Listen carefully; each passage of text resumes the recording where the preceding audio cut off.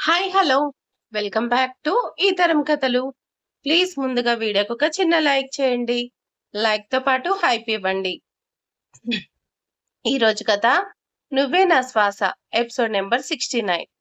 కథను రచించిన వారు అనురాధ గారు, వాయిస్ ఓవర్ శ్వేత. ఇక లేట్ చేయకుండా కథలోకి వెళ్ళిపోదాం. అభి తెల్లవార్లు సిస్టంలో చూస్తూ గడిపాడు. అతనికి అనుమానాస్పదంగా ఒకరు కనిపించలేదు.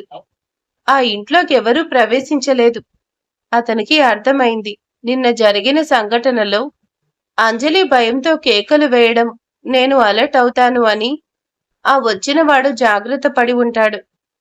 ఇక ఇంత త్వరగా వాడు మళ్ళీ ఇంట్లోకి ప్రవేశించే ప్రయత్నం చేయకపోవచ్చు అని అర్థం చేసుకున్నాడు అభి.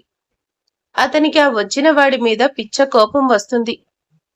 ఒకసారి ఆ వచ్చిందెవడో తెలియాలి, నా కొడుక్కి చుక్కలు చూపిస్తాను అని తలచుకుంటూ అలాగే సోఫాలో అంజలికి చేరువగా నిద్రపోయాడు. అతని చేతిలో ల్యాప్టాప్ పెట్టుకొని మత్తుగా నిద్రలోకి జారుకున్నాడు. ఉదయం 5 గంటల సమయంలో అంజలికి మెలకువ వచ్చింది. ఆమె కళ్ళు తెరవగానే ఎదురుగా ఆమెకి ఎంతో ఇష్టమైన రూపం దర్శనమిచ్చింది.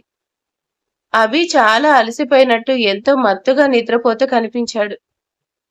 అంజలి అతన్ని రెప్పవేయకుండా చూస్తూ నవ్వుకుంది. ఎంత బావుంటావురా, నిన్ను చూస్తే అలాగే చూస్తూ ఉండిపోవాలనిపించే అందం నీది. కానీ బిహేవియర్ మాత్రం వరస్ట్గా ఉంది. కొంచెం మారొచ్చుగా. ఎప్పుడు చిరుబురులే. ప్రేమగా మాట్లాడొచ్చు కదా. ఎప్పుడు చూసినా అరుపులు, ఆర్డర్స్. నన్ను చూస్తే ఇవి తప్ప ఇంకేమీ కనిపించవు. నా చేత ఏదో ఒక పని చేయించుకొని నీ ఈగో సాటిస్ఫై చేసుకుంటావు. అదే బయట ఎవరైనా అమ్మాయిలు ఎదురుపడితే మాత్రం పళ్ళు చూపించుకుంటావు. వాళ్లతో సెల్ఫీలు, ఆటోగ్రాఫ్స్, ఫ్లైన్ కిస్లు, రాసుకు పూసుకు మ్యాగజైన్ కవర్ పేజ్ కి స్టిల్స్ ఇవ్వడం, పెద్ద స్టార్ బిల్డప్ ఇస్తావు. నాకు అనిపిస్తుంది నీ వెంటపడే అమ్మాయిలు కాళ్ళు విరగొట్టాలని. అది చాలదని అక్షిత అక్కను పెళ్లాడడం అనే సీన్ ఒకటి. అయినా అక్కి ఎలా ఊరుకుంటుంది? నువ్విలా అమ్మాయిలతో రాసుకు పూసుకు తిరుగుతుంటే? అదే నేనయ్యుంటే నీ చెవులు పట్టుకు మెల్లి తిప్పుతూ ఇంకెప్పుడు వేరే అమ్మాయిల వైపు కన్నెత్తి చూడనని చెప్పించుకునేదాన్ని అని అతని వైపు కోపంగా చూసింది. విచిత్రంగా అదే సమయానికి అభి ఉలిక్కిపడి నిద్రలో ఉంటూనే చెవిపై చెయ్యి వేసుకొని ఇబ్బందిగా ఫీల్ అయ్యి పక్కకు ఒత్తిగిల్లి పడుకున్నాడు. అంజలి అతనికి తన మనసులో అనుకుంటే నిజంగానే చెవులు పట్టుకు తిప్పినట్టు అనిపించిందా ఏంటి అని భయంగా దుప్పటి ముసుకేసుకొని నేనైపోయాను అన్నట్టు భయపడింది. కాని ఆమె భయపడ్డట్టు అతను నిద్ర లేవలేదు. ఎటువంటి తిట్లు ఆమెకు వినిపించలేదు. అంజలి నెమ్మదిగా దుప్పటి చిన్నగా తొలగించి కళ్ళు మూసుకొని ఉన్నట్టు నటిస్తూ చూసింది. అభి నిద్రలోనే ఉన్నాడు. అంజలి హమ్మయ్య అనుకుంది. ఆమె విచిత్రంగా ఫీల్ అయింది. నేను మనసులో అనుకున్నది అభికి నిజంగా జరిగినట్టు ఎలా అనిపించింది అని ఆలోచిస్తూ, అయినా నేను అక్కిని కాదుగా, అంజలిని. అభి పెళ్లాడేది నన్ను కాదు, అక్కిని అని బాధగా ఫీల్ అయ్యి అంతలో తను అలా ఆలోచించడం సబబు కాదనుకొని బెడ్ పై నుంచి కిందకి దిగి అభి ఒడిలో ఉన్న ల్యాప్టాప్ తీసి పక్కన పెట్టి అతని హెడ్ సపోర్ట్ ఉన్నట్టు పిల్లో అరేంజ్ చేసి దుప్పటి కప్పి అతనికి దగ్గరగా వచ్చి కూర్చొని, హే బీపీ పేషెంట్, గుడ్ మార్నింగ్. రాత్రంతా నిద్రపోకుండా ఏదో వర్క్ చేస్తూ ఉన్నట్టున్నావు. ఇప్పుడు కాసేపు నిద్రపో, నేను కాఫీ తెచ్చి పెడతా అని నెమ్మదిగా అనుకుంటూ బయటికి వెళ్ళిపోయింది. సురేంద్ర అంజలితో మాట్లాడాలి అనుకుంటున్నాడు. అతను ఆమెతో మాట్లాడి 4 రోజులైంది. కనీసం అంజలికి తనపై అసలు శ్రద్ధే లేదు అని విసుక్కుంటూ ఉన్నాడు. సురేంద్ర ఇక వెయిట్ చేయలేక అంజలి మొబైల్ కి కాల్ చేశాడు. అంజలి కిచెన్ లో ఉంది. ఆమె మొబైల్ విక్రమ్ తెచ్చి ఇచ్చాక ఆమె ఆ మొబైల్ హాల్లో పెట్టి మర్చిపోయింది. ఆ ఫోన్ మోగడం వినోద్ గారు చూశారు. ఆయన అంజలి కోసం చుట్టూ చూశారు. కానీ ఆమె కనిపించలేదు. ఎవరై ఉంటారనుకుంటూ ఆ ఫోన్ ఆయనే లిఫ్ట్ చేశాడు. హలో అన్న మొగ గొంతు వినిపించింది సురేంద్రకి. అంతే. అతను ఉలికిపడి ఫోన్ కట్ చేయబోయి ఆలోచించాడు. అతను సైలెంట్ గా ఉండడంతో వినోద్ గారు మళ్ళీ అడిగారు, హలో ఎవరు అని. ఆ వాయిస్ సురేంద్ర గుర్తుపట్టాడు. మాట్లాడుతుంది వినోద్ అని. సురేంద్ర మాట్లాడితే అతను గుర్తు పట్టేస్తాడని సురేంద్ర ఫోన్ పెట్టేయబోతుండగా అక్కడికి కాఫీతో అంజలి వచ్చింది. వినోద్ గారు తన ఫోన్లో మాట్లాడడం చూసి ఎవరంకుల్, అన్నయ్య అని అడిగింది అంజలి. ఆమె ఆమె తన మొబైల్ కి విక్రమ్ తప్ప ఇంకెవరూ కాల్ చేయరని భావిస్తుంది. ఆమెకు సురేంద్ర జ్ఞాపకంలోనే లేడు. వినోద్ గారు అంజలి వైపు చూసి ఏమో తెలీదు, నువ్వు చూడు అని ఆ ఫోన్ అంజలికి అందించి కాఫీ అందుకున్నారు. అంజలి ఆ ఫోన్ అందుకొని చూసింది. చూడబోతే సురేంద్ర లైన్లో ఉన్నట్టు తెలుస్తుంది. ఆమెకు ఒక్క క్షణం అక్షిత అన్న మాటలు గుర్తుకొచ్చాయి. బాగా ఉన్నవాణ్ణి లైన్లో పెట్టుకున్నావని. ఆమె గుండె జల్లుమంది. ఆమె కాస్త కంగారుగా నేను కాసేపట్లో కాల్ చేస్తాను అని చెప్పి ఫోన్ పెట్టేసింది. అంజలి నిర్ణయించుకుంది సురేంద్రతో మాట్లాడకూడదు అని. అదే మాట ఆయనకి వివరంగా చెప్పి ఇంకెప్పుడు కాల్ చేయొద్దు అని చెప్పాలి అనుకుంది. కానీ ప్రస్తుతం ఆమె అభి కోసం కాఫీ చేసి పెట్టింది. అందుకే ముందుగా అభిరామ్కి కాఫీ ఇచ్చేసి అప్పుడు సురేంద్రతో మాట్లాడేయాలే అనుకుంది. ఆమె సునీత కోసం చూసింది. సునీత ఎక్కడా కనిపించలేదు. ఎటు వెళ్ళిందా అని ఆలోచిస్తుండగా వినోద్ గారు చెప్పారు, సునీత విక్రమ్ కోసం మొక్కుకునేందుకు గుడికి వెళ్ళింది అని.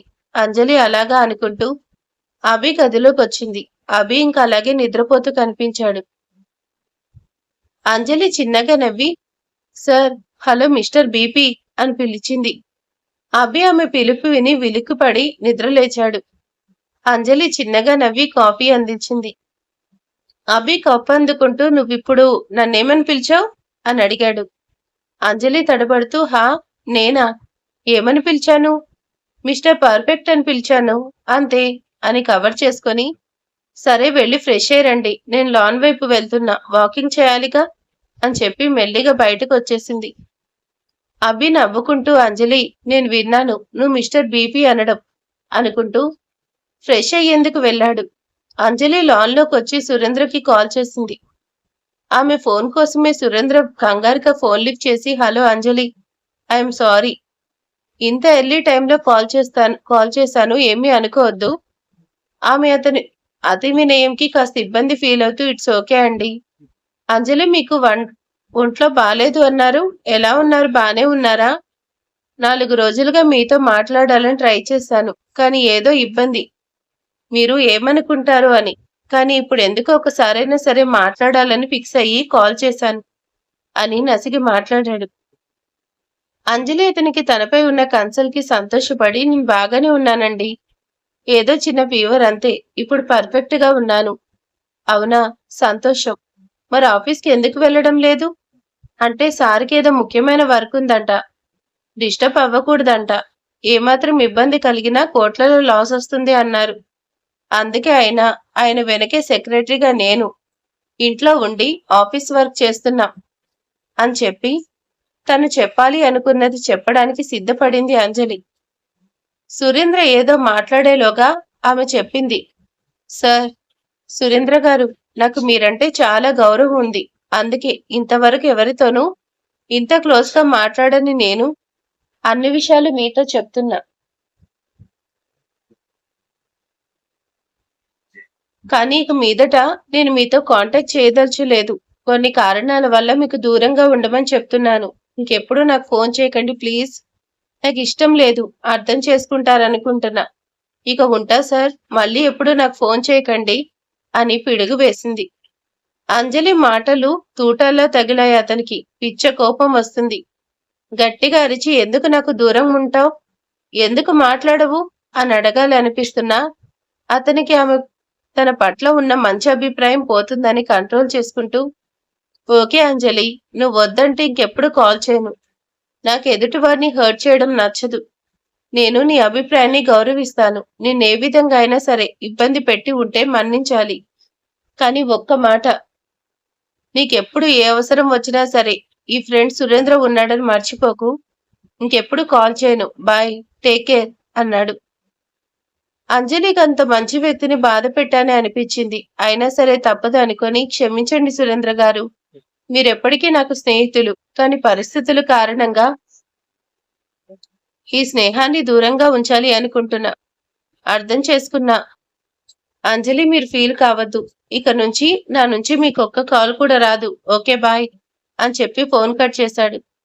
ఆమె దిగులు పడిన అదే మంచిదనుకుని ఫ్రెష్ అయినందుకు వెళ్ళింది. సురేంద్ర మొబైల్ నేలకి విసిరికొట్టి, హా అంజలి, ఎందుకు నాకు దూరంగా ఉంటానంటున్నావు? భరించలేకపోతున్నాను అని అరుస్తూ అంతలోనే నవ్వుకున్నాడు. ఎంత? ఒక్క వారం రోజులు. నేను పంపిన వీడియో చూస్తే వద్దు అన్నా నువ్వే నాకు ఆత్రంగా ఫోన్ చేస్తావు, చూస్తూ ఉండు అని నవ్వుకున్నాడు. అక్కడికి భూపతి వచ్చి కొడుకు బీభత్సం చూశాడు. అతనేమైంది అని అడిగాడు.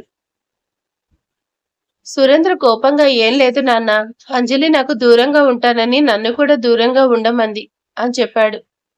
ఆయన నవ్వుతూ, హా, చెప్తే ఊరుకుంటావా? పొయ్యి ఎత్తుకొని వచ్చేయి అన్నాడాయన. సురేంద్ర తండ్రి వైపు చూసి నవ్వుతూ, నేను అనుకున్నది నెరవేరకపోతే అదే జరుగుతుంది అని ఆఫీస్కి రెడీ అయ్యి వెళ్ళిపోయాడు. భూపతి సురేంద్ర ఆవేశం చూసి, అన్ని నా పోలికలే, నా పరువు నిలబెడతావనుకుంటూ కొత్తగా స్థాపించబోయే కెమికల్ ఫ్యాక్టరీ కోసం బాయ్తో కలిసి బయటికి వెళ్ళిపోయాడు. విక్రమ్ ఇంకా మంగరాజు భైరవపురం చేరుకున్నారు. ఆ ఇద్దరూ అక్కడి నేలపై అడుగు పెట్టారు. వాళ్ళు బోటు దిగి ముందుకు అడిగేశారు. అక్కడంతా వాళ్ళని విచిత్రంగా చూస్తున్నారు. విక్రమ్ అక్కడంతా కళ్ళతోనే స్కాన్ చేస్తూ ఉన్నాడు. అతనేం చేయాలన్నది అతనికి పక్కా ప్లాన్ గా తెలుసు. అందుకే ధైర్యంగా నడుస్తున్నాడు. అతని పక్కన ఉన్న మంగరాజు మాత్రం కాస్త కంగారుగా నడుస్తున్నాడు. విక్రమ్ ఆయనకి సైగ చేసి అలా ఊర్లోకి అడిగేశాడు. వాళ్ళ చేతిలో 2 పెద్ద లగేజ్ బ్యాగులున్నాయి. కాస్త ముందుకు వెళ్ళాక ఏదన్నా ఆటో లాంటిది దొరుకుతుందేమో అని చూశారు. అప్పటికి వాళ్ళు ఊర్లో అడుగుపెట్టి అరగంట అయింది. ఊరు చూడబోతే అక్కడంతా పచ్చని పొలాలున్నాయి. అలాగే పళ్ళ తోటలు కూడా ఉన్నాయి. వరి ఒక నేలలో కోత కూడా వస్తుంది. కాని ఊరంతా కాస్త అభివృద్ధి లేకుండా ఉంది. రోడ్లన్నీ గుంటలు పడి ఉన్నాయి. అలాగే ఆ ఊరు వాళ్ళ మొహాల్లో అసలు సంతోషం అనే కలే లేదు. ఏదో పోగొట్టుకున్న వారిలా ఉన్నారు. అతనికి ఇక్కడ ఏదో ఉందనిపించింది. వాళ్ళు నిలుచుని చూస్తున్నా కాసేపటికి ఒక వ్యక్తి వాళ్ళ దగ్గరకొచ్చి, ఏం కావాలి? మీకెందుకు ఇలా ఎండలో నిల్చొనున్నారు? ఎవరు మీరు? మీ అవతారాలు విచిత్రంగా ఉన్నాయి. ఎవరింటికొచ్చారు అని అడిగాడు. విక్రమ్ తన డ్రామా మొదలుపెట్టి, అరే సాబ్, మేరా నామ్ సికిందర్ సింగ్ హే, మేరా భయ్యా బడా సింగ్, ఏ కామ్ సే మే ఆగయ్యా అన్నాడు. అవతల వ్యక్తి ఒక్క ముక్క కూడా అర్థం కానట్టు తలగోకుంటూ, ఇదిగో సింగు, నువ్వు తెలుగులో చెప్పు లేదా తమిళ్లో చెప్పు. అది చేత కాకపోతే మలయాళం చెప్పు. అంతేకాని ఇలా నాకు రాని హిందీ భాషలో వాయించుకు అని అడిగాడు. విక్రమ్ దిగాలుగా చూస్తూ, అరే బాయ్, నా పేరు సికిందర్ సింగ్. ఇది మాది అన్న బడా సింగ్. ఇక్కడికి మాకు సానా పని ఉంది వచ్చింది. హే, నీది సాయం చేస్తే నాది సానా పైసలిస్తే ఏమి చేస్తే అని అతని వైపు చూశాడు. ఆ వ్యక్తి నవ్వుతూ, ఏంటి, ఇక్కడికి పని మీద వచ్చారా? ఇక్కడ వాళ్ళకే పనులు లేక పండించే పంట చేతికి అందక ఆత్మహత్యలు చేసుకుని బాధలు పడుతుంటే దేశంలో ఇంకే ఊరు లేనట్టు నది దాటి మరీ ఇక్కడికి వచ్చారా? అరే బాయ్, నాది సానా పెద్ద ఏడుపు స్టోరీ. జర ఆగు చెప్తా. ముందు మాది భయ్యా, నేను ఉండేది హోటల్ది కావు అని అది చూపి పైసలిస్తాయి నీకు అన్నాడు. అతను ఆ వ్యక్తి డబ్బులన్నాక ఆశపడి, సరే, ఇక్కడ హోటల్ ఏమీ ఉండవు. ఊర్లో ఒక ఇల్లు ఖాళీగా ఉంది, రండి చూపిస్తాను. కాకుంటే ముందుగా మీరిక్కడ ఉన్న భూపతి గారి మనుషులని కలిసి వాళ్ళ అనుమతి తీసుకుంటే, వాళ్ళు ఒప్పుకుంటేనే మీరు ఈ ఊర్లో ఉంటారు. లేదు అంటే వాళ్ళు మిమ్మల్ని చితకొట్టి ఊరు దాటిస్తారు. పదండి, వాళ్ళ దగ్గరికి తీసుకెళ్తా అని చెప్పాడు. విక్రమ్ అనుకున్నట్టే ఊర్లో అడుగు పెట్టగానే శక్తి సిద్ధ ముందుకు వెళ్లాల్సి వచ్చింది. వాళ్ళకి విక్రమ్ తెలుసు, మంగరాజు తెలియదు. ఆ వ్యక్తి శక్తి దగ్గరికి వీళ్ళని తీసుకువెళ్లి, అయ్యా, వీళ్ళెవరో తెలీదు, ఇక్కడేదో పని ఉండొచ్చామంటున్నారు. మీరు వివరం కనుక్కొని అనుమతిస్తే వీళ్ళని మురుగదాస్ ఇల్లు ఖాళీగా ఉంది, ఆ ఇంట్లో దించుతా అని భయపడుతూ అడిగాడు ఆ వ్యక్తి. శక్తి విక్రమ్ వైపు చూసి, ఇక్కడ మీకేం పని అని అడిగాడు. విక్రమ్ గొంతు సరిచేసుకుని, అరే బాయ్, మాది ప్యార్ కహానీ సే తోడా కష్టం ఉంది. నాది లవర్ని సాది చేసుకునేందుకు మాది బేవకూఫ్ మావా నహి చెప్పేశాడు. ఏం చేసినా ఒప్పుకోలేదు. ఏం చేయాలో అర్థం కాలేదు. ఎందుకు మావా నహి అన్నావంటే నాది హాత్ అదా లేని హత్ అంటే ఇన్సల్ట్ చేసిండు. బహుత్ పరిశాన్ చేసి పొమ్మన్నాడు. నేను సవాల్ షురూ చేశా. ఎక్కువ పైసలు సంపాదిస్తేగా తర్వాత నీది బేటీని శాదీ చేసుకుంటా అని చెప్పి వచ్చా. అందుకే ఈడ ఉన్నా. చావల్ అదే రైస్ పంట అంతా కొని తీస్తే పోయేందుకు వచ్చా. ఇంకొద్ది దినంలో వరి సాగు కోత చేస్తారు కదా, అది వాడలో తీసుకుపోస్తా. మస్తు పైసలిస్తా బాయ్. నాకి లవర్కి బేవకూఫ్ పాపాకి ఇజ్జత్ ఖరాబ్ చేయాలా. మొత్తం అచ్చా క్వాలిటీ రైస్ మీరు చూపియాలా అంతే. అంతవరకు ఇక్కడే ఉంటాం అని చెప్పి చిన్నగా నవ్వాడు. మంగరాజు కూడా కలుగ చేసుకుని హా బాయ్ మేరా బాయ్ ప్యార్ని మీరు గెలిపించాలా. మనం మస్తు బిజినెస్ మల్లాగలం చేసుకుందాంలాలా అని నమ్మకంగా వాళ్ళు రైస్ కోసం అక్కడికి వచ్చినట్టు నమ్మించారు. శక్తి సిద్ధ వైపు చూశాడు. అతను ముందుకొచ్చి మీరు చెప్పింది నిజమా? మీకు ధాన్యం కావాలా? ఎందుకు ధాన్యం వ్యాపారం చేస్తే నీకు లాభం ఎలా వస్తుంది? అయినా మీ పంజాబీలో రొట్లు తింటారు కదా, అంటే నువ్వు గోధుమలు కొనుక్కొని చెయ్యాలి. అలాంటిది ఇక్కడికి వచ్చి రైస్ అడుగుతున్నారెందుకు? ఏంటి కదా సింగు, తేడా వస్తే శవాలు లేచిపోతాయి అని వార్నింగ్ ఇచ్చి అనుమానంగా అడిగాడు. అరే బాయ్, ఇప్పుడు దేశం అంతా పొట్టలు వస్తున్నాయి తెలిసిందేగా. ఇక్కడ వాళ్ళని డాక్టర్ కానామే రోటీ కావో అని చెప్తే హెల్త్ కేర్ అంటూ ఉన్నారు. మా రాష్ట్రంలో డాక్టర్స్ చావల్ కావో అచ్చా లేవో అంటున్నారు. అందుకే పంజాబ్ అంతా ఇప్పుడు రైస్ తింటున్నారు. మా పంజాబ్లో మంచి గిరాకీ వస్తుందని లెక్కలు వేసి చూసుకొని ఇక్కడికి వచ్చాం. అక్కడ ఉన్న ముఠా గుంపు అంతా అయోమయంగా అర్థం కానట్టు చూశాడు. విక్రమ్ వాళ్ళని నమ్మించేందుకు చెప్తున్నాడు. అరే బాయ్, ఈడంతా రైస్ కి అలవాటు పడి ఉంది. సడన్ రైస్ కాదు రోటీ అంటే పేట్మే ఆకలి నహి అవుతుంది. అట్లనే పంజాబ్ అంతా రోటీ తింటారు. సడన్ రైస్ అంటే వాళ్ళు కూడా ఆకలి ఖతం చేసుకుంటారు. ఎప్పుడు అంతా హెల్దీ అయిపోతారు. నాకు రైస్ బిజినెస్ షాదీ షురూ చేస్తది. ఓ బాయ్ సమజ్ గయానా మేరా బిజినెస్ దిమాగ్ అని అడిగాడు. అక్కడి వాళ్ళు విక్రమ్ మాటలు నమ్మినట్టే చూస్తూ అలాగే 1 నెలలో కోతలు అందాక మురుగదాస్ ఇంట్లో ఉండండి అని చెప్పి ఒకసారి మీ ఐడెంటిటీ ప్రూఫ్లు చూపించమన్నాడు అతను విక్రమ్ అన్నిటికీ సిద్ధంగా ప్రిపేర్ అయ్యి వచ్చాడు. అందుకే ధైర్యంగా ఇద్దరి ఆధార్ కార్డులు చూపించారు. సికిందర్ సింగ్, బడా సింగ్ అని వాళ్ళ పేర్లు ఫొటోస్తో సహా ఉన్నాయి. శక్తి సరే వెళ్ళమని బండి రప్పించి వాళ్ళని తీసుకువెళ్ళమని చెప్పాడు. విక్రమ్ మొదటి పరీక్షలో విజయం సాధించా అనుకుని ముందుకు షుక్రియా అని చెప్పి కదిలాడు. అతని వెనక మంగరాజు వాళ్ళని అద్దె ఇంట్లో దించుతా అన్న వ్యక్తి బండెక్కి ముందుకు వెళ్లిపోయారు. శక్తి సింగ్ మాటలకి అంత త్వరగా ఒప్పుకోవడానికి కారణం మొత్తం పంట అంతా ఒకేసారి అమ్మేయచ్చు. ఇక ఈ ఊరు వాళ్ళ ఏడుపులు గొడవలు వేడుకోడాలు లేకుండా త్వరగా డబ్బు చేతికొచ్చేస్తుంది. లేదంటే ఇక్కడ వాళ్ళ సంవత్సరం అంతా కష్టపడిన పంట తీసుకుపోకండి అని ఏడుపులు శోకాలు తలనొప్పి ఈ సింగులు సరైన సమయానికి వచ్చారు అనుకొని విక్రమ్ విషయంలో నిర్లక్ష్యం చేశారు ఆ ముఠ. విక్రమ్ భైరవపురంలో బాగా వేశారు. అనుకున్న విధంగా అక్కడ కొద్ది రోజులు ఉండేందుకు అవకాశం వచ్చింది. వాళ్ళను ఒక ఇంటి దగ్గరికి తీసుకొచ్చి ఇదిగో సింగు, ఇదే ఇల్లు, అద్దె 3000, అడ్వాన్స్ 10,000 అన్నాడు. విక్రమ్ నవ్వుతూ షుకీరియా బాయ్ అని చెప్పి 15,000 చేతిలో పెట్టి అన్న బడాసింగ్ తో కలిసి ఇంటి లోపలికి అడుగు పెట్టాడు. ఆ వ్యక్తి సింగ్ అంతా డబ్బు ఇచ్చేసరికి సంతోషపడిపోయి చూడండి సింగులు, మీకేం అవసరం వచ్చినా చెప్పండి, నేను సాయం చేస్తాను. నా పేరు నాయర్, ఇక వెళ్తా. ఈ డబ్బులో 10,000 శక్తి వాళ్ళకి ఇచ్చి తీరాలి అనుకుంటూ వెళ్లిపోయాడు. విక్రమ్ ఇంట్లో అడుగుపెట్టి చూశాడు. అక్కడ అన్ని వస్తువులు ఉన్నాయి.